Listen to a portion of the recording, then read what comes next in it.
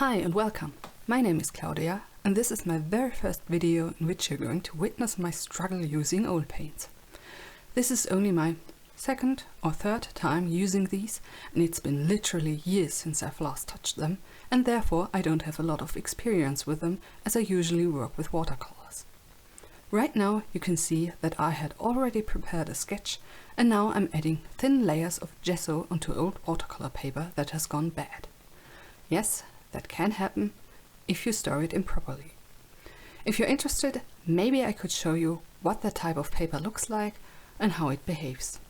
Because watercolor paper that has gone bad behaves very differently from paper that is fine, and if you don't have much experience with watercolors, you might not even notice something is wrong and lose interest in this medium. But anyways, the gesso prepares the paper for the oils and creates a nice surface for the paint to stick to.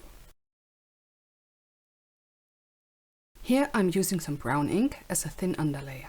I thought it would be nice to have something underneath as a colored base instead of just a white paper. It's not necessary, but nice to have.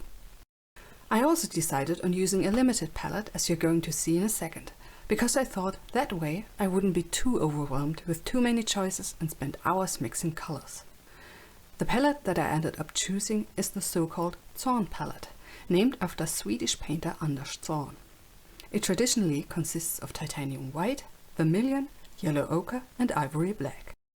I don't have vermilion, since this is a pre-made set that I bought years and years ago, but I do have cadmium red hue, and cadmium red is the most common substitute for vermilion in this palette. I also poured out a bit of stand oil to thin out my paints. I'm using water mixable oil paints, by the way, because I thought they might be a bit more beginners friendly, as they don't require any potentially toxic solutions to clean your brushes. Those water mixable paints also presumably smell less than traditional oil paints, which is another reason why I bought these, as I don't have a dedicated studio to paint in. But don't think that makes them odorless. It's not a strong smell, but I personally find it unpleasant. But maybe I'm just sensitive to smells, who knows.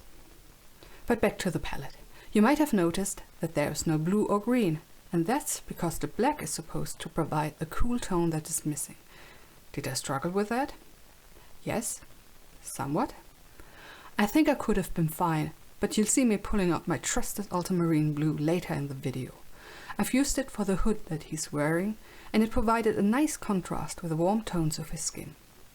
Just with the black and white alone, I wasn't able to create a tone that was cool enough, in my opinion at least.